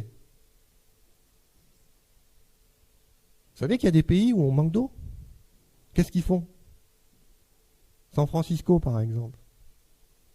Eh bien, on reprend l'eau des toilettes, on fait une osmose inverse et on la resserre à boire. Ça, c'est du pain béni pour cristalline. Moi, je ne bois pas de cette eau qui est passée par les toilettes. De l'autre côté, il y a ceux qui disent, moi, je bois l'eau du robinet, j'en suis fier, parce que l'eau en bouteille, ça pollue, il y a les bouteilles, il y a des problèmes. Et donc, on en est souvent à ce débat-là qui n'est pas très intéressant. Parce que moi, je vous dis, il vaut mieux boire de l'eau du robinet. Alors, c'est vrai qu'à une époque, et dans le monde, c'est encore un énorme problème. Voilà ce qui se passe si vous ne faites pas attention. Vous pouvez vous empoisonner gravement avec de l'eau. L'eau donne la vie, mais elle sait aussi donner la mort, je vous rassure. Et une mort horrible, vous n'avez qu'à voir les photos. Quand vous avez des infections, des bactéries, on nous dit l'eau c'est la vie. Oui, c'est la vie pour tout le monde, hein, y compris pour les bactéries qui prolifèrent. Donc ça, c'est le grand cauchemar de tous les médecins. C'est pour ça qu'on met du chlore. On ne veut pas de ça. Parce que ça, on a connu. Au 19e siècle, on a connu ces infections-là. Et même aujourd'hui, au 21e, on les connaît toujours. Il suffit d'aller dans un pays où il y a une catastrophe naturelle et ça arrive en flèche. C'est pour ça que dès qu'on a une catastrophe naturelle, un tremblement de terre, on fait venir des unités d'osmose pour traiter l'eau, pour que les gens aient une eau propre. Donc ça, c'est un vrai problème, mais en France, c'est pas. L'eau est très contrôlée et vous risquez vraiment rien au robinet, c'est zéro. Donc c'est pas pour ça que vous devez avoir peur. Hein. Alors après, c'est vrai qu'il y a les nitrates. Ça, c'est déjà plus ennuyeux. Parce qu'il y a des pays, vous voyez, par exemple, vous seriez en Bretagne, là, il y a des nitrates. Non. Et les nitrates, c'est pas trop grave pour nous les adultes. On ne sait pas très bien, en fait. Par contre, pour les bébés, c'est sûr. C'est que si vous donnez une eau qui est nitratée à un bébé, il devient tout bleu et il meurt. Et donc ça, c'est la deuxième raison pour laquelle on ne boit pas l'eau du robinet, c'est parce qu'on a un bébé. Et vous savez tous, quand on a un bébé, on lui achète Evian. Ou Montroucou. Mais on ne lui donne pas l'eau du robinet, il risque d'y avoir des nitrates, et c'est vrai que pour un bébé, c'est très ennuyeux. Alors, troisième raison, c'est les métaux lourds. Et là, il y a eu un reportage sur France 2. Vous savez que les propriétaires doivent enlever les canalisations au plomb. Et puis ça renacle, parce que ça coûte cher. Donc ça, c'est l'autre raison. Si vous allez avoir du chrome, du nickel, du cuivre, du zinc, de l'arsenic, du cadmium, du mercure, du plomb. Alors ça, c'est un vrai problème. Par exemple, si vous avez vu Julia Roberts, vous connaissez ? Il y a un magnifique film qui s'appelle Erin Brockovich, qui vous raconte ce qui se passe quand on boit de l'eau qui a du chrome. Ça s'est fait aux États-Unis. Il y a des gens qui ont bu ça. Bon, ils étaient indiens. C'est pas une raison. Mais c'est méchant. Si vous voulez savoir ce que fait l'arsenic, allez regarder ce qui se passe au Bangladesh. Si vous voulez savoir ce que fait le cuivre, allez voir ce qui se passe dans certains champs où on cultive la vigne, on met de la bouillie bordelaise et où, pour emmerder le voisin, on va mettre du sel de cuivre dans son eau pour qu'il crève. Ça se voit dans les campagnes. C'est bien connu. Si vous voulez voir ce que fait le cadmium, eh bien fumez comme un pompier. Si vous voulez voir ce que fait le mercure, achetez des bons poissons d'élevage élevés au bord de nos côtes et vous serez bourré de mercure. Ou alors allez sur Internet et regardez l'accident de Minamata Bay où des gens ont mangé du mercure dans les rizières. C'est horrible. Ça aussi, on a peur. Mais là encore, en France, tout ça, c'est traité. C'est-à-dire que, sauf si vous avez des canalisations en plomb, évidemment, il faut peut-être un petit peu faire attention, mais normalement, les canalisations aujourd'hui sont à peu près propres. Ensuite, il y a tout ça, il y a les herbicides, les insecticides, les fongicides, les mycicides, les rodenticides, les acaricides, les nématicides, les bactéricides, les piscicides, les molluscicides, les avicides. Notre société est obsédée par le cide. Tuer. J'ai un problème, je tue. Pan. Et évidemment, quand vous déversez tous ces produits phytosanitaires, où ça termine tout ça ? Dans l'eau. Et il peut y avoir ça dans l'eau aussi. C'est pour ça qu'on ne boit pas l'eau du robinet, surtout. Alors, il y a pire encore. Et ça date de 2011. Alors, on le savait depuis longtemps, hein. Mais ce n'est que depuis 2011 où c'est officiel. On sait qu'il y a aussi des résidus de médicaments. C'est-à-dire que si vous avez un cancer, ce n'est plus la peine de prendre de la chimio, vous buvez de l'eau du robinet. Vous avez des anticancéreux qui y sont. Si vous avez un problème d'inflammation, il y a des antistéroïdiens qui sont là, dans l'eau. Et c'est officiel, hein, il y a eu un rapport. 2011. Regardez, si c'est pas beau.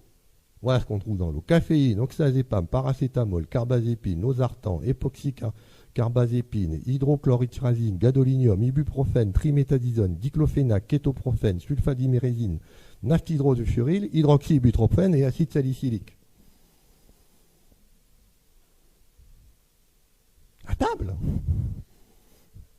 Alors vous comprenez qu'il y a des gens qui ont peur de tout ça. Parce que c'est vrai qu'on peut trouver tout ça dans l'eau du robinet. Et donc, qu'est-ce qu'on fait ? On va la purifier. Donc, pour la purifier, soit on est riche, soit on ne l'est pas, soit on n'est pas malin. Il y a ces fameux pichets filtrants que je ne vous recommande pas, mais enfin si. En cas de toute urgence, si vraiment vous ne voulez pas investir dans un appareil de filtration, ça vous semble trop cher, filtrez au moins votre eau avec ces pichets, au moins vous enlevez tout ce qui est le chlore, c'est déjà ça, et aussi tout ce qui est hydrophobe. C'est-à-dire les pesticides, les résidus de médicaments, tout ça, ça va dans le filtre. Oui, ça va dans le filtre, à condition de changer le filtre quand il faut. Parce que si vous ne changez pas le filtre, ça relargue. Hein. Et là, vous en prenez des doses massives. Donc c'est pour ça que c'est à manier avec précaution. Par contre, vous aurez d'énormes problèmes avec tout ce qui est métaux lourds et nitrates, parce que ça n'arrête rien. Ça. Et donc, vous aurez quand même les problèmes des nitrates et des métaux lourds. Alors, pour ceux qui veulent être sûrs, il y a un appareil, j'en ai amené un là pour que vous voyez comment ça fonctionne, ça s'appelle un osmoseur inverse. C'est quelque chose qui ne laisse passer que l'eau. En fait, c'est une aquaporine. Sauf qu'elle est fabriquée par l'homme et qu'on ne fait passer que de l'eau, ce qui fait qu'on met tout ce qu'on veut d'un côté et on ressort de l'autre une eau qui est pure. Et c'est cette eau ensuite qu'on va boire.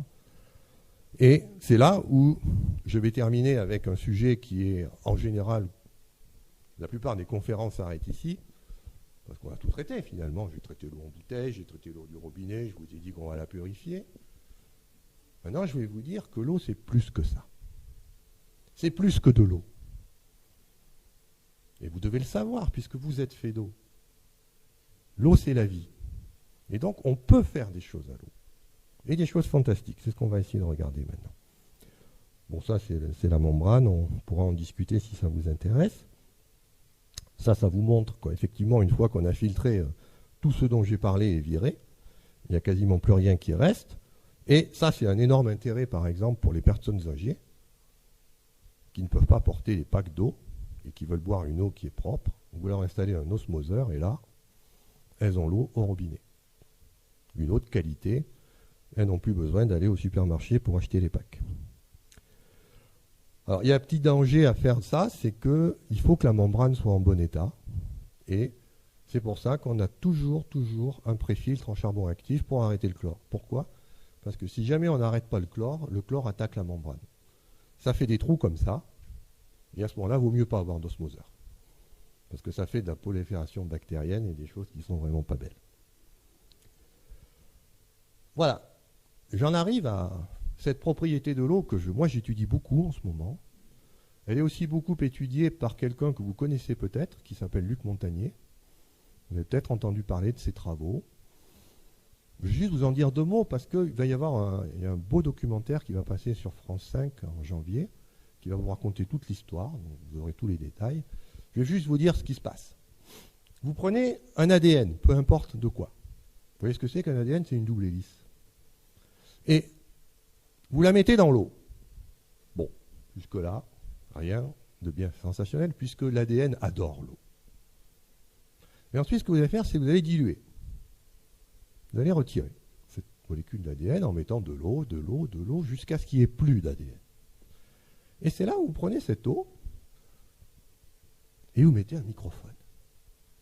Et qu'est-ce que vous entendez? L'eau qui cause. Et blablabla.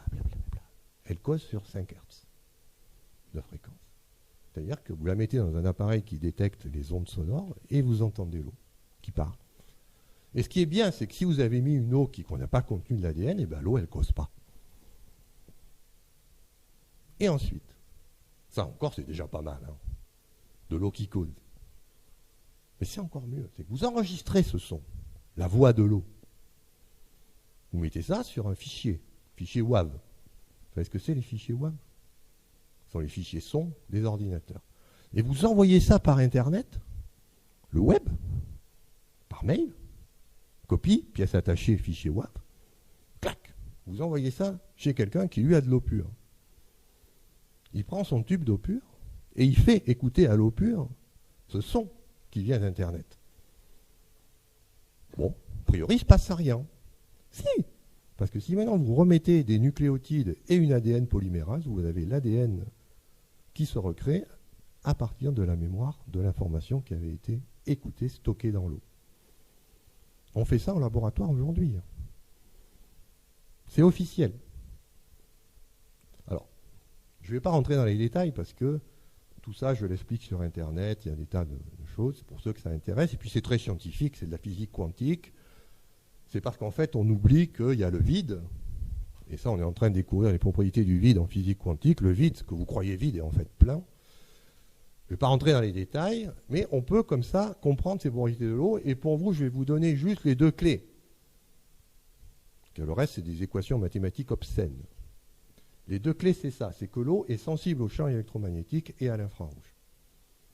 C'est la conséquence de tout ça.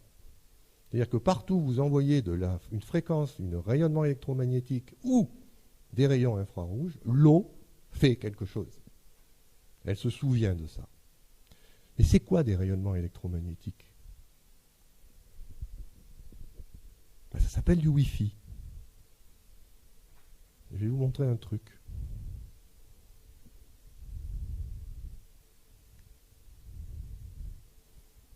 Il y a de l'eau là-dedans qui me protège de toutes ces ondes Wi-Fi qui me traversent et qui changent ma structure d'eau. C'est-à-dire qu'aujourd'hui, on a même des dispositifs qui sont développés pour se protéger. Personne ne le sait, mais bon. Vous avez bien fait de venir, hein. Alors, très brièvement, bon, ça c'est un premier procédé qui est très célèbre. Alors là, je ne vais pas en parler parce qu'il y a des pages sur Internet, sur mon site, sur le site de Rodolphe. C'est l'eau Marcel Violet. On capte des ondes cosmiques, on les transmet à l'eau et après on boit l'eau, c'est génial. Je vous laisse lire tout ça. Jusqu'à ce qu'on ait découvert ces propriétés quantiques de l'eau, évidemment, c'était comme ça, c'était fantastique. On disait Violet, il est fou. Ben non. Effectivement, il y a quelque chose, il y a des ondes cosmiques qui peuvent passer dans des antennes. On peut les mettre en fréquence électromagnétique et comme l'eau a des domaines de cohérence qui sont sensibles au domaine électromagnétique, on peut dynamiser l'eau, changer ses propriétés comme ceci. Donc ça s'appelle le procédé Marcel Violet. C'est typiquement, on met 2 électrodes, il y a des appareils que vous pouvez acheter. J'en ai pas amené un parce que je n'ai pas réussi à le sortir de son socle. Mais on pourra en discuter pendant le... Pour ça qu'il y a une section de discussion. Une autre façon de... Mais ça, c'est beaucoup plus doux, mais par contre aussi très efficace, c'est la dynamisation par vortex. Bien, ça consiste à faire tournoyer l'eau. Donc là, vous n'allez pas travailler au niveau du domaine de cohérence, vous allez travailler ce qu'on appelle au niveau du domaine de supercohérence. Il y a des petits courants d'électrons qui circulent dans l'eau, et quand on fait les vortex, ça réorganise un petit peu tout ça. Et là, bon, vous avez la figure de M. Schauberger, qui est le premier qui a trouvé qu'on pouvait dynamiser l'eau par vortex. Et ça, c'est vraiment des choses que vous pouvez faire chez vous. Hein. On a même amené un pied à soupe, pour ceux qui ne veulent pas acheter un vortexeur. Passez votre eau au pied à soupe, quoi. Oui, je sais, ça semble idiot, mais bon, c'est idiot la première fois qu'on le fait, puis après, quand on a goûté, on se dit, c'est peut-être pas si bête, parce qu'on voit les effets. Il y a des effets qu'on peut voir sur le sang qui est plus fluide. Alors qu'est-ce qu'on a fait? On a juste fait des vortex. Alors on est en train de faire la physique de tout ça, et moi je vous ai amené mon appareil favori, là, pour pouvoir l'utiliser, c'est le Wirbler. En forme d'œuf et tout, il est là-bas, il est magnifique. Cristal, sans plomb, transparent. Et alors avec ça, on décolle. On boit de l'eau, mais... Je vous laisserai essayer si vous ne me croyez pas. Oui. Hein? Oui, ben c'est fini là. Dernière chose, les DILECA, qui sont alors des systèmes qui combinent l'électricité, le magnétisme, le vortex. Alors après, vous avez des systèmes qui vont tout mettre ensemble. Les céramiques, n'oubliez pas les mains. Vos mains émettent de l'infrarouge.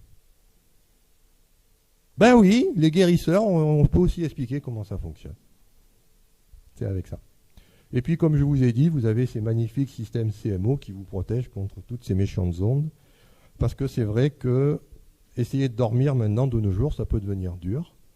Mettez ces produits-là, ces appareils-là, et vous verrez, moi je l'ai fait, je dors beaucoup mieux.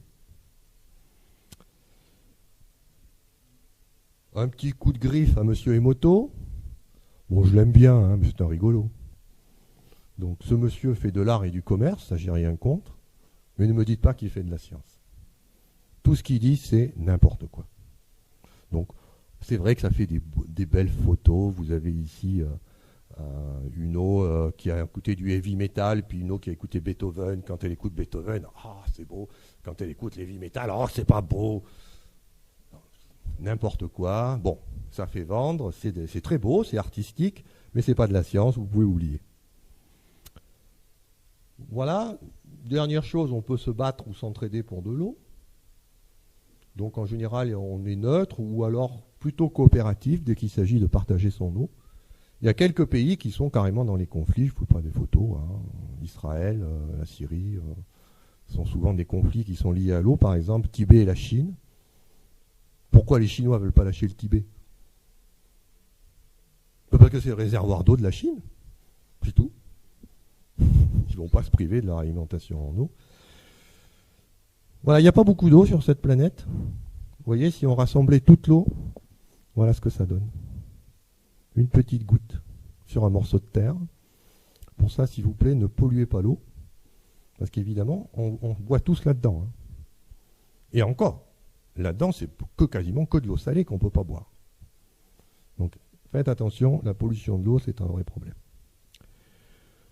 Si vous voulez aller plus loin, il y a un livre qui est paru par un de mes amis qui s'appelle Yann Oliveau, qui coûte un peu cher, mais bon, on en a pour son argent. C'est un gros pavé, on vous parle de tout ça en long, en large et en travers. C'est aux éditions donc Marco Pieter. Pour ceux qui veulent me suivre, parce que je suis très actif grâce à mon ami Rodolphe Forger sur Internet, Facebook, n'hésitez pas, il y a des vidéos, il y a des interviews, il y a des textes. Tout ça, c'est développé de façon beaucoup plus détaillée que ce que j'ai pu faire ici. Et enfin, pour ceux qui veulent vraiment, qui sont intéressés par cette nouveauté qui est quand même que l'eau est une structure quantique et qu'on peut faire des choses intéressantes, il y a des formations scientifiques que j'organise. Donc 2 formations, une de 2 jours, l'eau dans la cellule, l'autre de physique quantique, pour ceux qui veulent comprendre les propriétés de l'eau. Et ça, il y a Sylvie qui est ici, qui peut vous renseigner sur toutes ces formations. Voilà, donc maintenant, on va passer aux questions, s'il y en a. Et puis, s'il n'y a pas de questions, il y a les appareils aussi pour... Je vous remercie pour votre attention.